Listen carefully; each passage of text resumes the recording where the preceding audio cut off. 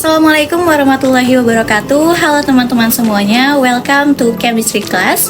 Jadi pada video pembelajaran hari ini kita akan membahas mengenai titrasi asam basa. So, apa sih yang dimaksud dengan titrasi? Oke, jadi gini ya teman-teman, titrasi ini merupakan metode perhitungan kadar dengan meneteskan titran hingga volume tertentu. Lalu, apa sih yang dimaksud dengan titrasi asam basa? Titrasi asam basa merupakan penentuan kadar suatu larutan basa dengan larutan asam yang diketahui kadarnya, ataupun sebaliknya, yaitu penentuan kadar suatu larutan asam dengan larutan basa yang diketahui kadarnya dengan didasarkan pada reaksi netralisasi. Selanjutnya yaitu ada istilah-istilah penting yang terdapat pada titrasi asam basa. Apa aja ya?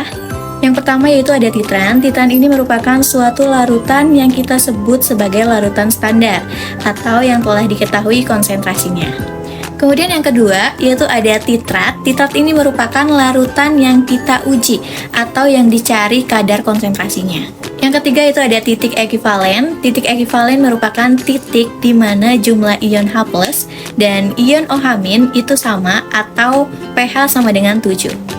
Dan yang terakhir itu ada titik akhir titrasi. Titik akhir ini merupakan kondisi di mana indikator mengalami perubahan warna. Selanjutnya, pada saat titik ekivalen, yaitu jumlah mol H+ sama dengan jumlah mol OH-.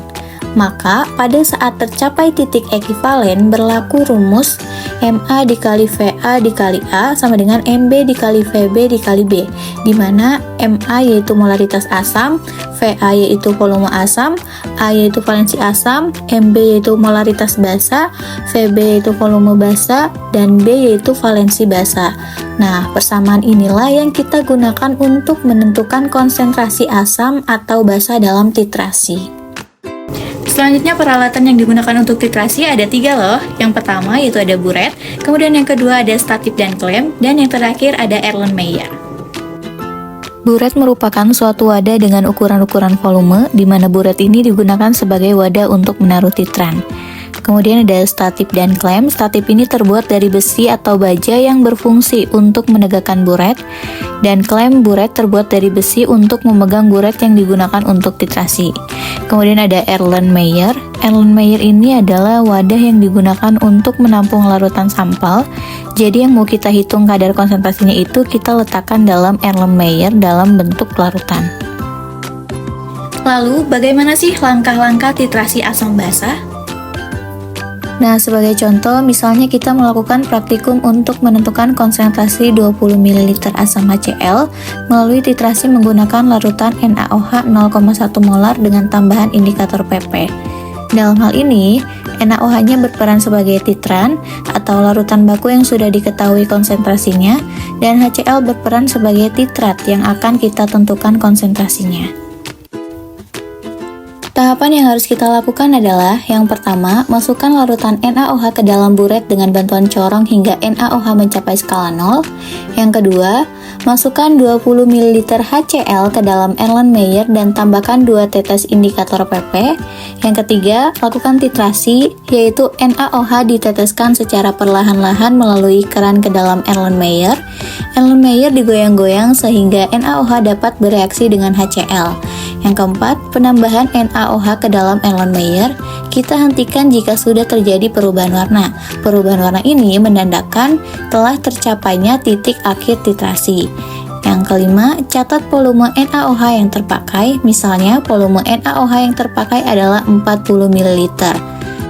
Kemudian hitung konsentrasi HCl-nya dengan persamaan molaritas asam dikali volume asam dikali valensi asam sama dengan molaritas basa dikali volume basa dikali valensi basa. Oke, cara yang pertama itu kita tulis yang diketahuinya terlebih dahulu, yaitu volume asam sama dengan 20 ml, kemudian valensi asamnya yaitu 1. Masih ingat ya, HCl dalam air melepas 1 ion H+, sehingga valensi asamnya adalah 1, atau bisa dilihat dari jumlah atom H dalam senyawa HCl, yaitu 1. Kemudian molaritas basanya yaitu sama dengan 0,1, dan volume basanya yaitu sama dengan 40 ml, kemudian valensi basanya yaitu 1. Nah, setelah itu kita substitusikan ke persamaannya, sehingga Ma dikali 20 ml dikali 1 sama dengan 0,1 molar dikali 40 ml dikali 1. Nah, setelah itu kita kali silang, maka Ma sama dengan 0,1 molar dikali 40 ml dikali 1 dibagi 20 ml dikali 1. Hasilnya 0,2 molar. Jadi, konsentrasi larutan HCl adalah 0,2 molar. Nah teman-teman, itu penjelasan mengenai titrasi asam basa. Sekian dan terima kasih yang sudah menonton. Wassalamualaikum warahmatullahi wabarakatuh.